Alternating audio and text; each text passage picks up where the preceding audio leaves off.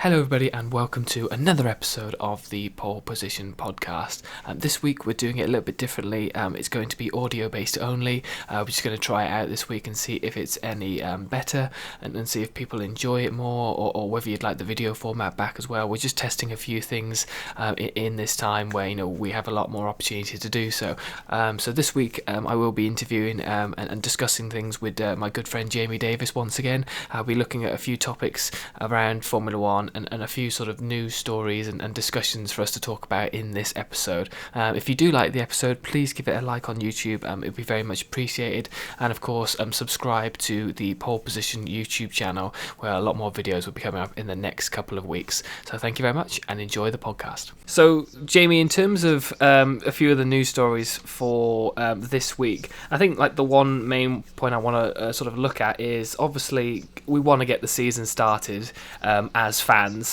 We already talked about in last week's podcast about the fact that we'd actually just prefer 8 races this year, and having obviously a battle would probably be better with just 8 races to sort of battle that out with. But Charles Leclerc has come out this week and said he would be open to start the season as soon as possible, even if that was having fanless races. I mean, just in your opinion, what would you actually want to have the season get started and have races without fans at the circuits, or would you rather wait and maybe have just 8 races but have the fans there as well? It's a good question. I mean, it's been talked about in some sports. I mean, golf has had it with the Ryder Cup being this September, and they're thinking of doing it without the fans, and the Tour de France as well.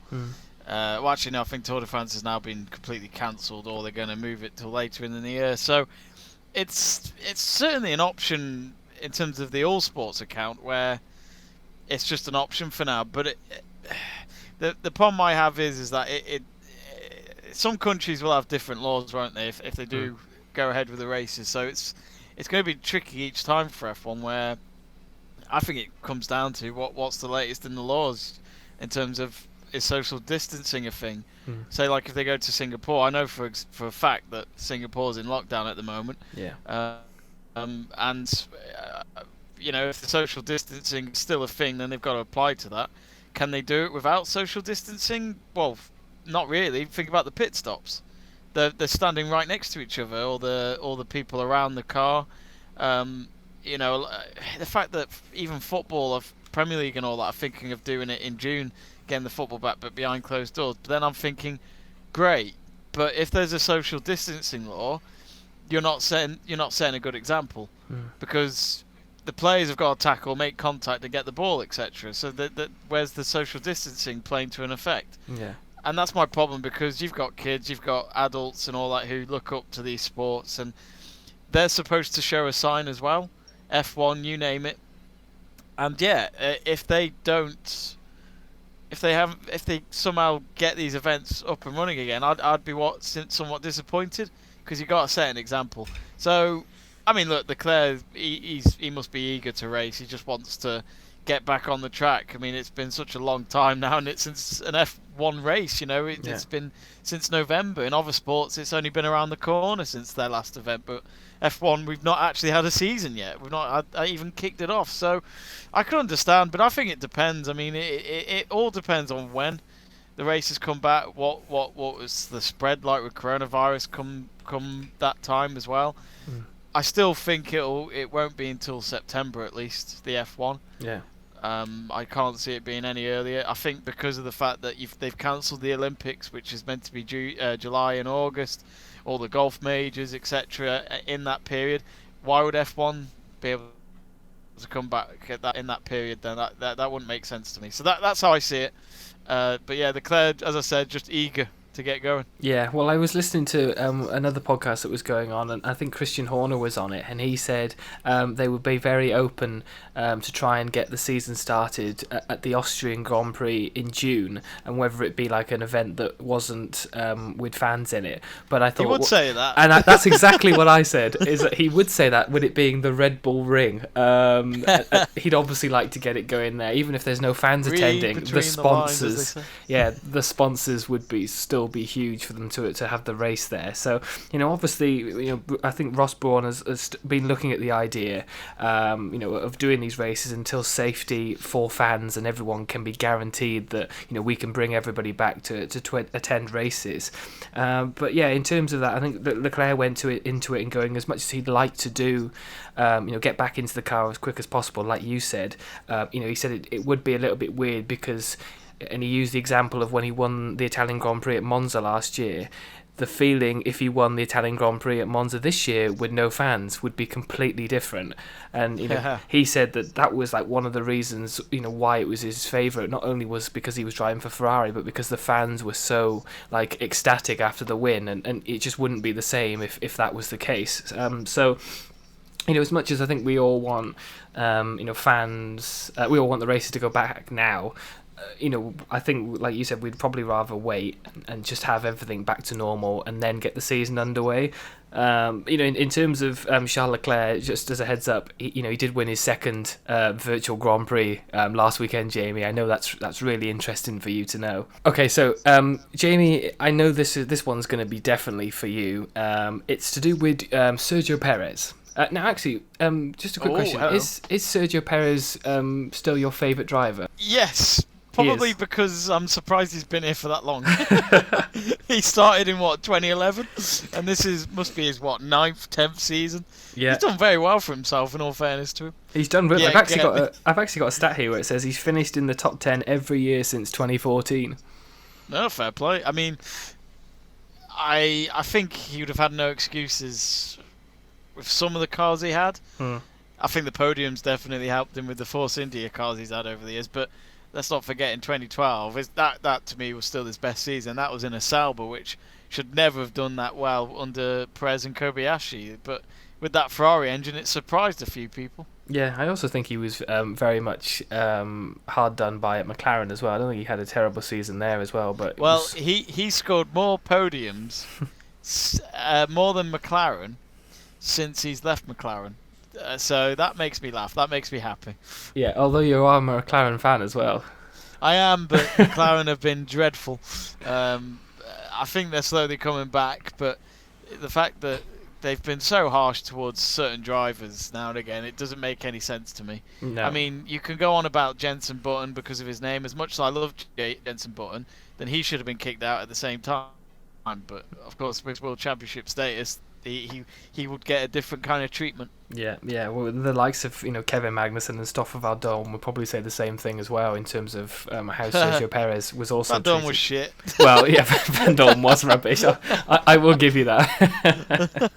But just going back to Sergio Perez, he was quoted this week in saying that this year they're going to break all records. Now it instantly got me attached to the headline, and it was although it was more to do with the year of cars when they actually get back out on track, that they're going to be even quicker this year, so all lap records really will look to be broken this year.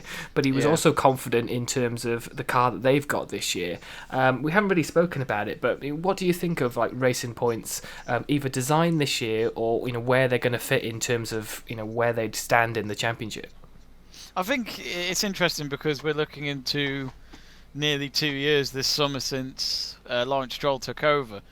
So obviously I think for any businessman who buys a team or a company, they must have some sort of plan before it happens, because I mean, look, they were desperate for Force India at the time. They were desperate for a buyer, and Lawrence Stroll saved the day. Anything to get his son a birthday present early to get him a seat back in F1. Sorry, Lance. That's an expensive present, though. It's an yes, but for him that's like 2p. Yeah. For me, 2p's a lollipop that I found under a bush.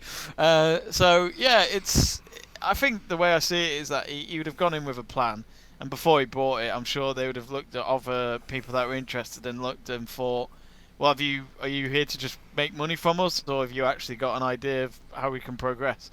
So I would imagine with Lawrence Stroll, they always say, don't they, give me 3 years, give me 4 years, etc., and then we'll be a lot better than we are now. And maybe that's what they're expecting this year, which is very optimistic. I hope that's correct, because well, not last year, the year before, because they had to lose all those points midway during that season when they got made into administration. They were doing really well, and they climbed up very quickly up to 6th or something like that in the constructors. But then the following season, it just didn't quite go their way. It was okay. I think the fact that Stroll and Perez were together, I think at the same time they really did miss Esteban Ocon. But it was always going to be the way. So it'll be interesting. I mean, Perez is still the most experienced, but he's had moments against Stroll. They seem to get on okay, so that's good. Yeah. But we'll see. I think Perez... Is Perez one of those dark horse drivers again where... I mean, look, he seems really confident with what he's been saying, the quotes that you've just mentioned, Jack. And for him, he's getting to a point in his career where he won't have many years left if he continues being just a mid-table driver. You look at Nico Hülkenberg, as much as everyone loves him, he's gone. Yeah. Despite his best efforts. And I wouldn't be surprised if Perez might look at that as an example and think, right, I've got one last shot at this. Not just this season, but his contract's for another 2-3 years? That to me could be his last. And maybe he just really wants to go high and maybe have one last shot at proving to a big team, hey, look, I'm here, I could make a difference. And I still think the guy's on a mission to prove McLaren that they were wrong. Yeah, I think he's been doing that since they decided to get rid of him, and I think the performances he's put in, for that team, whether they be a mid-table team or not, he's always consistent. I mean, like with the stat here that he's always finished in the top 10 every year since 2014. He has had 5 podiums with the team, at Force India.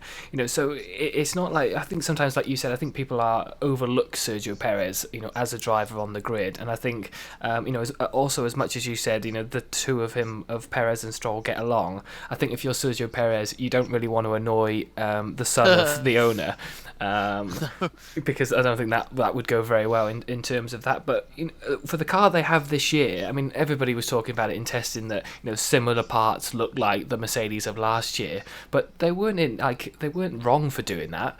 Other teams could have done the same thing, and to be fair, it looked really quick, and no wonder Sergio Perez was confident about it. I mean, once the season does get going, do you think that they will be challenging for more podiums this year than they were last? I think yes, as I mentioned before, the whole time lapse where they must be at a point where they know what their team is capable of again. I think the team. I think really the last season was all about let's just keep this team together. No more financial problems. No more looking over our shoulders, wondering if our job's going to go. Because at this moment in time, Lawrence Stroll is there to make sure it was worth the investment. Yeah. And I'm sure, it's easy to say he's a rich guy. He'd be all right if everything went fuck up, basically. He'd be fine out of all of this. But at the end of the day, I don't think it's that. I think it's people like him who are determined to put their name in history, actually, to lead a team from basically in the dumps to the top. Yeah, he's also I don't think they'll ever get to the top. Well, he's also adding Aston Martin to the name as well, isn't he? So. Well, that's it, and I think with his wealth, his experience, and what they've got in terms of potential, at some point they might leave Mercedes and try and work with Aston Martin. I'm not sure. But I don't see why they can't go for it. I think they'll want to compete against Renault because I think Renault have been disappointing. Yeah. Renault, I think, are their main rivals. I don't know about McLaren. McLaren look like they are, as I said before, they look like they're coming back. And I think their aim's to be at least in the top 4. And as you say, Jack, there could only be 8 races. So that makes all the teams more in the championship. Because it's only a short period to just be consistent for a bit. When you have a long season, you always have. It's like a bar chart. It goes up, it goes down, it goes up, it goes down. In 8 races, it could just go up and it just stays there. Yeah. So this is why I think F1 this year could still be very interesting. And I really do hope it's just the 8 races. I know you could look at me and think, no, Jamie, I want 20 million races in 1 year. But I'll be like, no, it's boring after 5. So I would like to see just the 8 races. So I really do hope Racing Point are up there again. But as I said, Renault are a problem. Mm. They don't look like they're convinced right now, and they've got two very good drivers to keep happy this year. Esteban Ocon, I think he's still looking at that Mercedes seat. I think he still texts Toto Wolff every night.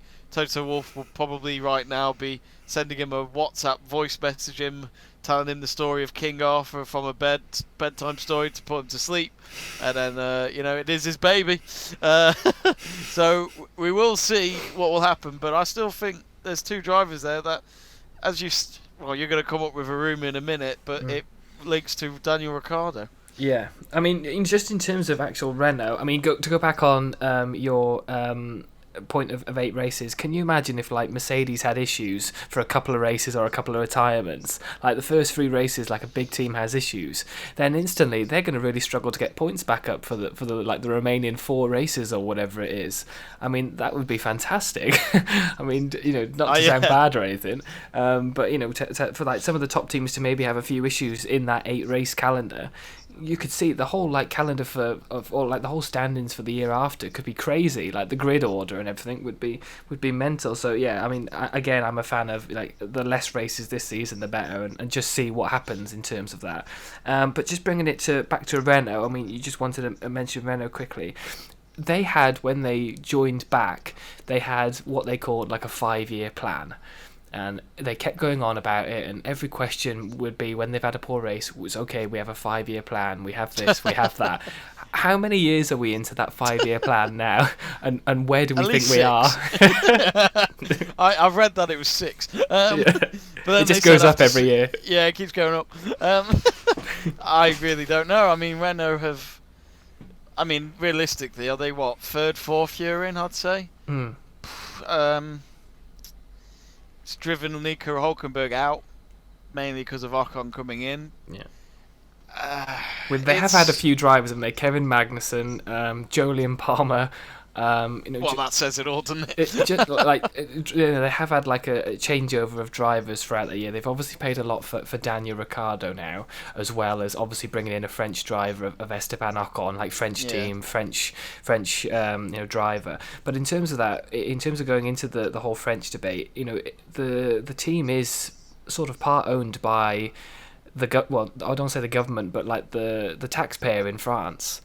It is part owned by the state in that sense. How much pressure are Renault on in terms of the other teams? Like, the other teams don't have that like pressure as much as they do, and we keep mentioning this like 5-year plan or whatever it is, but at some point it must come to a point when the bosses at Renault are thinking, is this worth it? I think you look at some of the other teams where they don't have a history, so the pressure's not really there. Investment, yes, that can create pressure, but that's a no guarantee. But yet again, investment in any project can just go down the tube basically. With Renault, they've got history in F1 where we both know it. You know what I'm going to say, 2005 and 2006. Okay, Fernando Alonso being the main picture there, but they still did it as a team. Yeah. And they had Fisichella there as well. So, and then what happens? Alonso comes back a couple of years later. He wins a few races before he leaves the team again.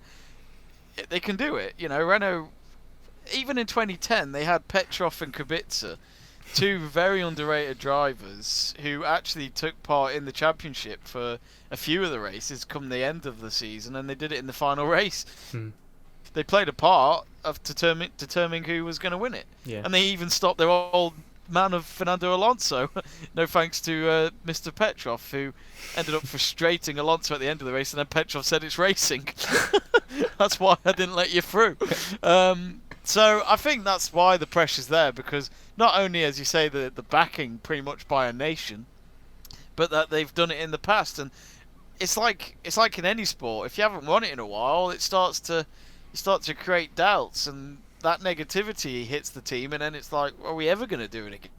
Because it's not happening. We're miles behind everyone else, and I think that's what's happening with Renault. I don't think they've got the right boss, personally. I don't think the team principal's the right man. I just don't feel like I don't think he takes responsibility when they're in a mess, if that makes sense. Yeah. I don't really hear much answers. I hear just more talking about a different subject. I'm thinking we didn't ask you that. So He's like a politician. he's like exactly. Just after watching today's brief, it felt like that. It's been like that every day, isn't it? But yet again, you got the Labour government questioning our government. You're thinking, hang on a minute, you fucking do it. It's a waste of time, isn't it? Yeah. It's a waste of time. It really is. So, look, we'll see what happens. I think I don't know what to think really. Ricciardo's in his second season.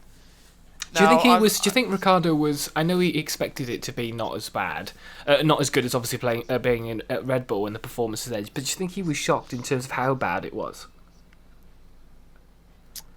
That's a good question. I'm not sure. It felt like after the midway point of last season, in some of the press conferences you saw him at, it just felt like he was done. You know, like this season's done for me. I'll turn up in my cars, do the bit, do about 10 laps, and then it'll break down. Yeah.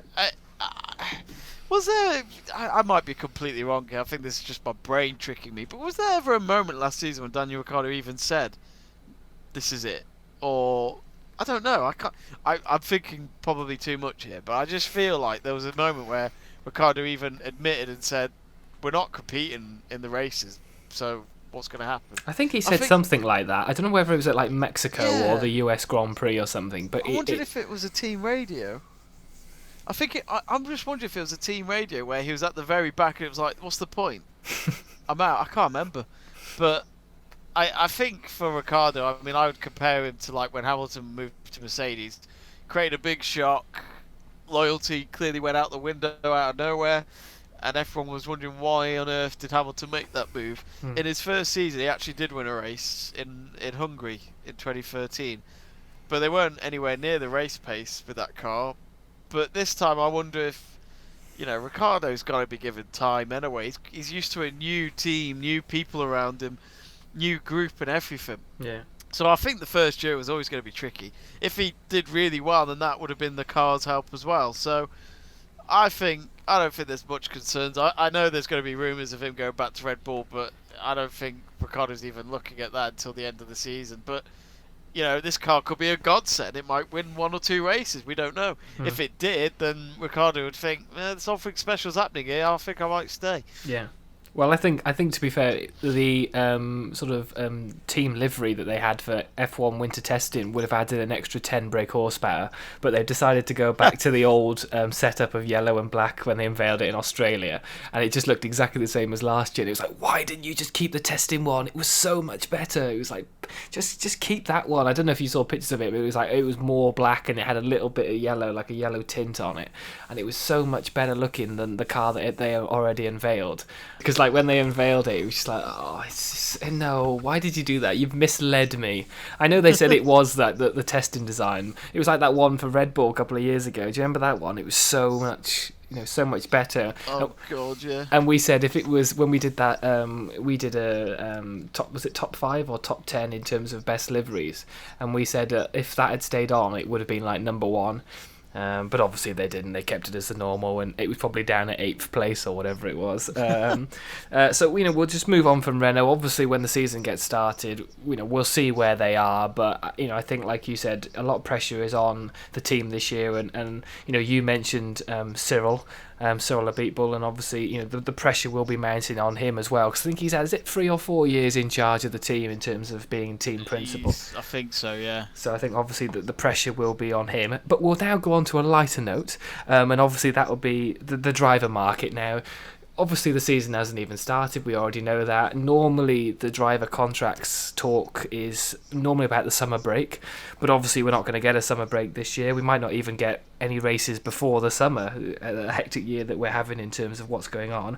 But there was a newspaper article the other day from The Sun, God, you went into that. Yeah, well, I only went into it because Lewis Hamilton decided to go into it as well, where they posted an article that said that Lewis Hamilton's dreams of his move to Ferrari may be quashed because Vettel is already having contract talks with the team for 2021. And Lewis Hamilton actually looked at this post and said, why am I even interested? Why is this a story? I've never said anything about it. And he actually put in quotes, "I'm already with my dream team." So he ultimately shot down the sort of rumours that he wants to join Ferrari, insists he's not trying to make a move away, and the full sort of quote was, first off, no dream of a dash to another manufacturer. I'm with my dream team. Second, there is nothing in my way, as I am not trying to move. I'm with people who have cared since day one. We are the best team. That was obviously the response he put to the article. But just in terms of that, I mean, obviously we were talking about Vettel and what his future was last week. But with Lewis Hamilton insisting in these quotes, putting, "We are the best team and I'm with my dream team," does that ultimately mean that he's just moments away from signing a new deal with Mercedes? I think so. I mean, I want to know what his hunger is. I imagine it is to break Michael Schumacher's record. Yeah. And, to carry on creating that legacy. But let's be honest, every time we see Hamilton at the moment, he's the happiest driver on the track. And why would you leave? You've got the best team around you. It's, in a weird way, it reminds me of Team Sky with the Tour de France and all that. Back in 2012, they had the best team you could have dreamt, with the right riders, the right management, with Dave Brailsford and all that. And none of the Brits wanted to leave that team because it was a British team and they were winning everything. Yeah. You only expect the press to start bringing in stories about their future because it creates readership, and that's what I'm seeing here from the Sun. A typical newspaper like the Sun would do that. So I don't think he's going anywhere. I think he'll do the rest of his contract and then see how he feels. At the end of the day, there's no pressure on him. If he didn't rejoin Mercedes, he'll get a seat somewhere else. There's no doubt about it. I still think he wants to drive for Ferrari at some point, but I don't think he would do it while he's at the right team, because it's too much of a risk, and I don't think he'd want that as a regret looking back at his career. Well, he's already made one risk, didn't he? He made one risk, and I think he knew a lot more than we did when that move happened. Okay, it could have been the money, but he said he wanted a fresh change as well. So sometimes one big move like that is enough. Yeah. He doesn't need to do it again. It's all about legacy for me with Lewis Hamilton. It really is, and I think that's all he's got to be careful about. He just needs one more championship out of him at least. That's all he needs to just join that 7 World Championship club where there's only one member at the moment of Michael Schumacher. Keep fighting, Michael. Yeah. He would love to be in that club. Yeah, I mean I think that would be. I mean, it might get to the point where he gets there and then says, Ferrari, if you want me, I've hit the record. I've got nothing else to sort of achieve for. If Ferrari want to come calling, then that's, Yeah, I mean, I think as well, Ferrari was his childhood team, and that's why I keep thinking he will go there. But then at times like this, I mean, you've just read the quotes from Lewis Hamilton. That he's been with people since day one. Why would he leave them? I feel like if he left Mercedes for Ferrari to, I don't know, try and win his 8th World Championship, if that does happen next year or the year after, then that, to me, I think Lewis Hamilton would feel like shit inside in a way. Yeah. It's going against your old team, and it's like, you helped me achieve the glory, and then it's like you've just dumped them out of the car and put someone else in it, if that makes sense. So that's how I see it. So I don't think he would ever leave Mercedes while they're a good team anyway. And I think he would rather break these records while at Mercedes, because it would be a real kick in Ferrari's butt, let's be honest. Yeah. I honestly think he'll stay. I don't see the reason not to. And I think both him and Toto Wolff are sensible enough to sort of create a deal that's beneficial for both parties. I think we already know how good Toto Wolff is at managing sort of drivers and business and things. So he's just made he's just made an investment, hasn't he, in Aston Martin. So that's interesting because I mean, he probably has plenty of money, let's be honest, to make that risk, but he must clearly see something convincing going on there. Yeah, I mean, again, that leads to maybe Lawrence Stroll as well, and how good he is maybe as a businessman as well. Yeah. Sort of both parties there working together. But I know we talked about Sergio Perez, World Champion 2022. There you go. It's already in the headlines. It's in the headlines. Jamie's writing it already. If I get this right, you owe me not 1 but 2 points. Oh, for sure. I'll owe you 22. If it's 2022, I'll owe you 22 points. I'm not an alcoholic, Jack. That was in the past. All right, I'll drink half then. But just quickly, in terms of, I know we spoke about Vettel last week, but obviously with this being a news story about him, we know it's probably wrong. Just in terms of the question of, do you think Ferrari should wait before the season starts to sign a new deal with Vettel to see where he is in terms of his level? Would it be a good idea to sign him up before the season starts? I know obviously the confidence and sort of the relief of getting a deal out of the way would be fine, but do you not think they should wait and see where Vettel is in terms of his mindset? Well, so I might have missed that. Is this his last season on the contract? Yeah. It's a good question. It's easier to risk it and go down that route of no contract yet. But I think mindset for me when it comes to situations like this, if it was me, I wouldn't, because I want to see if you fight for it. Prove to the team that you're worth another contract, because the contract will be big. There's no doubt about that. He's not cheap. He's like 30, 40 million quid a year just for Ferrari alone, and Hamilton's even higher. So, but I think at some point Vettel will take pay cuts.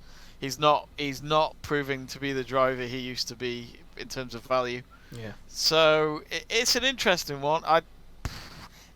It's something that'll hover over Ferrari throughout the season if they don't get it sorted. Yeah. And then they'll have the media asking them every race. Let's be honest, they'll be asked all the time. And the team principal will just say the usual stuff of we're working on it, and then Eddie Jordan will probably say, "We've seen the contract signed. Just tell us." I've got it in my briefcase. I already know. Yeah. I signed it for you. I sold you my old engines. So yeah, it'll be. I'm not sure. I really don't know. The pressure's on Vettel. But look, I've watched it in the past where MotoGP. For any of you MotoGP fans out there, we all remember the name of Dani Pedrosa. Could have been such a better rider in MotoGP. What happened? Valentino Rossi was there. He was just too good at the time. He was dominant. He won everything. Won 9 world championships during Pedrosa's era. Pedrosa won a world championship, but that was it. He only won it the once. And then he was always at the big teams, but he was always the second fiddle. Marc Marquez came in. He's the second fiddle. Jorge Lorenzo's around. He's the second fiddle. You name it. It's just the way Dani Pedrosa was. I'm starting to think that could be Vettel's career, where it's not a bad thing. I mean, look, at the end of the day, the guy likes racing. He's been saying it recently. He misses it. Yeah. Even though he's at home with his kids, which last year I thought it was him missing the kids. Now it's him missing. You can't balance it. So it's funny. It's really funny how you see it. So for me, I think that's how I could see it for Vettel. The experience is there. He knows exactly what to do in a car. He's won world championships. If I was Vettel right now, Jack, and I said, right, what if I said today's it, this is it, I leave F1.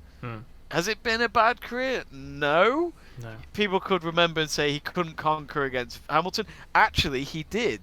2010 to 2013, Hamilton was in a McLaren. He was in a decent car in 2012, but Vettel came out on top. He came out on top of Hamilton. He came out on top of Alonso, who was even closer to Vettel in that championship. 2010, he won it in the final race. And he never led the championship till the final day. Incredible. And he did it at the youngest ever world champion to this day. 10 years on is Sebastian Vettel. That's how I see Vettel. I think I've probably criticised him a lot in the past. I hate myself sometimes when I criticise people, because I'm just sitting here. One day I'll have a beer belly and I'll prove you that I've not done much sports and stuff in my life. That's just the way I am. But yeah, I just think Ferrari should be careful. I think they should try and get that steady team where they want the other driver to support the other. And at the moment, their relationship seems good. Leclerc and Vettel, and Vettel thinks a lot of him, I think. Yeah, I think he obviously knows the talent that Charles Leclerc has, and obviously I think they will probably work something out. I think Bottas said last year when they were talking about his contract situation, and obviously Bottas is on a rolling contract, but he said that his deal didn't get sorted out until the summer break in August, I think, and he just said it sort of impacted on the first half of his season, where all he was thinking about was a little mistake could sort of mess you over in terms of whether the team would sign you back up again. And he sort of said that the relief after they signed that deal was so much better, and he sort of got into the races a lot stronger.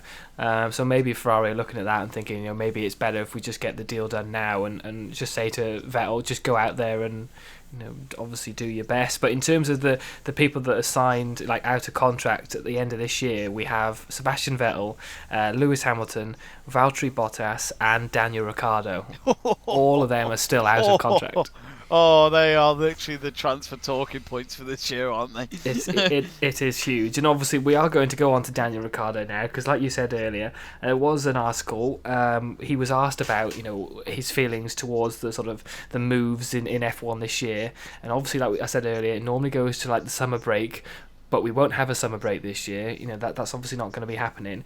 But he admits he wouldn't rule out a Red Bull return as he looks at his 2021 options. Obviously won 7 races with the Milton Keynes base team, 30 podiums and 3 pole positions. He was quoted to say he wouldn't rule out a return. He said, somebody obviously asked him a question. He said, would I rule out a return? I guess to answer it, no. Never say never and never disregard something. But he also said having chats right now is a bit weird because we haven't had any races. We're all at a stalemate. All the drivers are, so nothing's really happened. So he said it'd be a bit weird to sort of go into contract talks now. But obviously he just said there, never say never and never disregard something. I mean, the question really is, Jamie, would Red Bull even offer Daniel Ricciardo a seat back, considering the way he left Red Bull? I mean, I wouldn't say it was bad the way he left it, but he just sort of went to their deal, no, and just sort of joined Renault. Would Red Bull even consider having Ricciardo back, or? Look, I think Christian Horner is a decent bloke. I think he would. He's the same as probably Ricciardo. Never say never and don't disregard anything. So I don't see why not. But look, it could be that. It could be that nice feeling for Red Bull that if he wants to go back there, they could play it in control and go, don't want you. Yeah. We've got Verstappen, we've got Albon. Why should we get rid of them? Yeah. Yeah. Ricciardo could easily be though if Verstappen ever did leave Red Bull, but I think we've come to an agreement, Jack, that we don't expect him to leave anytime soon, so that seats for sure anywhere. Yeah. Albon, I think he's doing very well. I think he's only been there for a few races, let's not forget. Feels like he's been there for ages though. Yeah. Well, that summer break was so long ago, wasn't it? It was. It really was. We're not gonna get our summer break, are we? This summer we're gonna be indoors, which is depressing. So yeah, I think with Ricciardo, he did this last time when he was at Red Bull. He played the game. I remember, like he was always saying, "Oh, there might be something else out there for me." He did that for a while. I remember when he was in interviews and press conferences, you name it. And it did always feel like there was something weird here, but it always felt like he's going to stay. He hasn't said anything, he's just playing around, he just wants more money maybe, he'll stay, he's at a good team. And then out of nowhere, he does that Instagram post to say, I'm leaving, going to Renault. We were literally like, what the fuck? What were we doing? Because me and you text each other like, we were like, what the hell? It was during the summer break. And I was just like, what? I honestly thought it was a clickbait. It was a joke. I thought it was a late April Fool's, even though this was like August time. So yeah, I couldn't believe what I saw.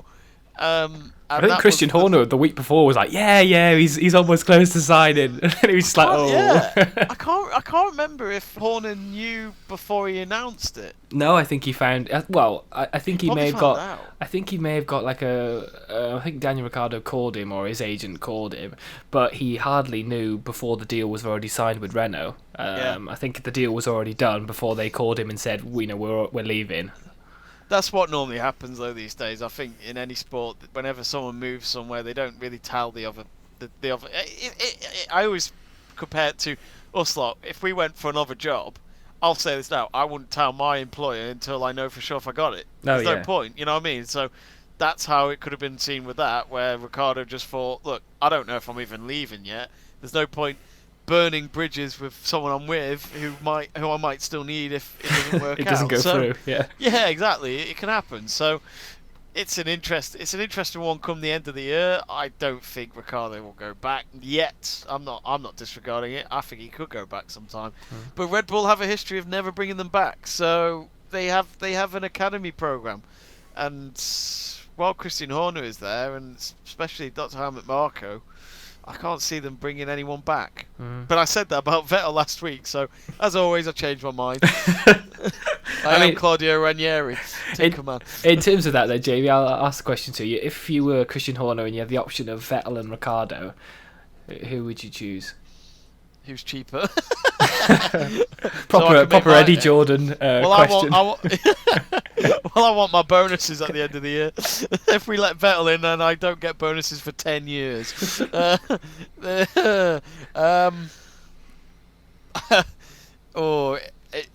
really does come down to finance for me. I'd have Ricciardo back. I don't think Verstappen and Vettel would work out. Do you not think, even though you think Vettel might play more of a second role? Nah, I don't. Nah, I don't know. I'm not sure. I think Vettel will look at Verstappen like it's him when he was at Red Bull, young. Vettel turns into the Mark Webber. Yeah, and he would not want to go down that route. So it would feel like Max Verstappen is playing Vettel's game, and Vettel back then had no emotions. He just got on with it. And I love Verstappen. I'm not saying he's got no emotions, but he clearly doesn't care about his competitors that much, really, in terms of when it comes to the races. He's doing it for himself, nobody else. That's and you always think the team is on his every need, don't you? You think if Verstappen ever needs anything, they're there immediately. Whereas I think if Alex Albon asked for something, they'd be like, just give me a second, we'll look into it for you. Exactly. Yeah. I tell you what, get him a used Burger King. He can have the classic chicken royale. Yeah, second hand, mate. Second hand. Yeah. And then Vettel would be like, oh, so this is what Mark Webber had to put up with. God, I was a shit teammate. It's funny as well because, Alonso in the past with Renault, etc., he was God. Michael Schumacher at Ferrari, it was no doubt the driver's input.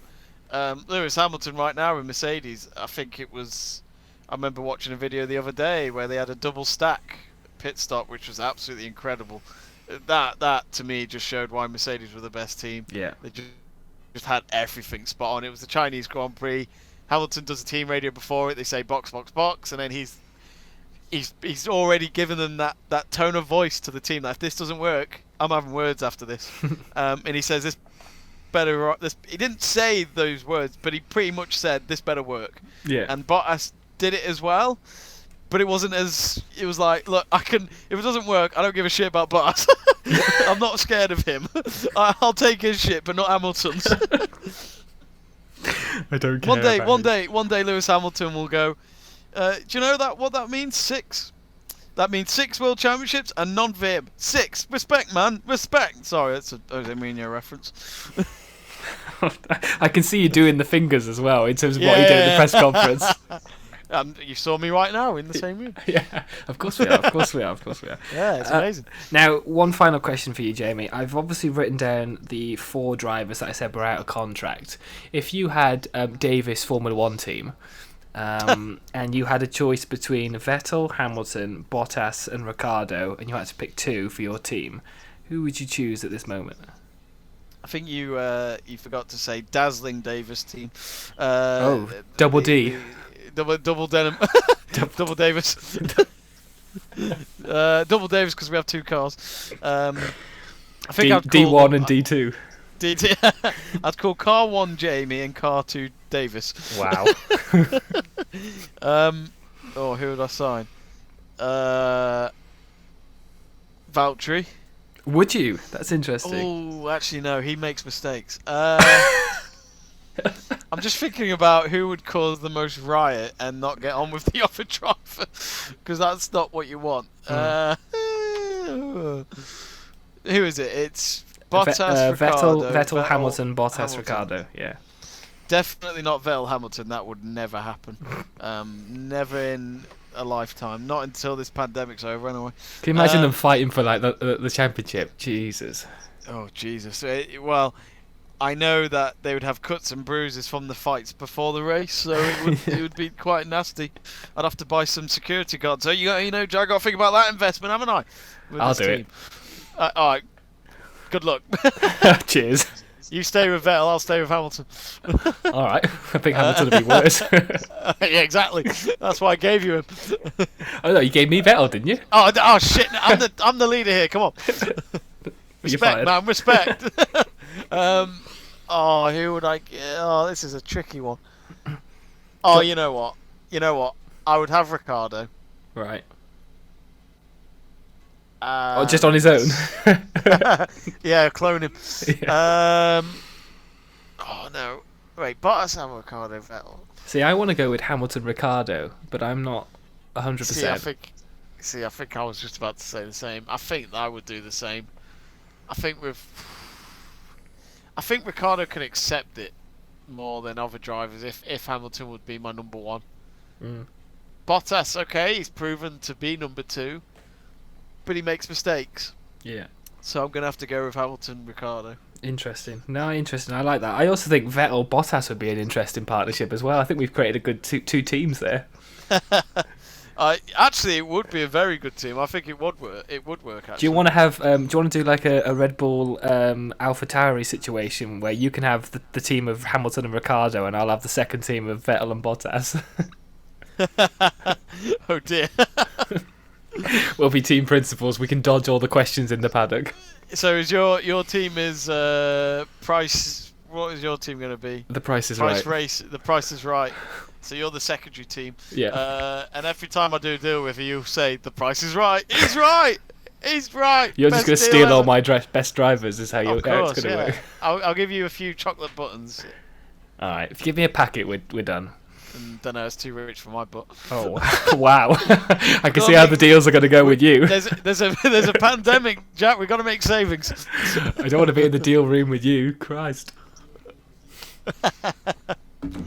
All right then, so that's settled then. I think both of us will go with Hamilton and Ricciardo. I think that's a good partnership actually. I think that would be good to see. Not like we're dissing Valtteri Bottas or Sebastian Vettel in any way, but there's 4 drivers here, and we had to pick the 2 of them. Jamie, thank you very much. I know actually before we finish this, I did say in the last podcast that I wanted us to pick the best 8 races from the calendar, and I actually haven't done that. No, I haven't either. I completely forgot. I'll admit that I haven't done that. I just thought about it when I was doing the notes. So in the next podcast we will do that. I can guarantee, even if we just put them off the top of our head, we will do that side of the segment. So Jamie, we will do that next time. But thank you very much for being on the podcast today, and I obviously look forward to getting some news stories for the next one, and obviously finishing that what we think the race calendar would be for this year. But Jamie, thank you very much for being on the show.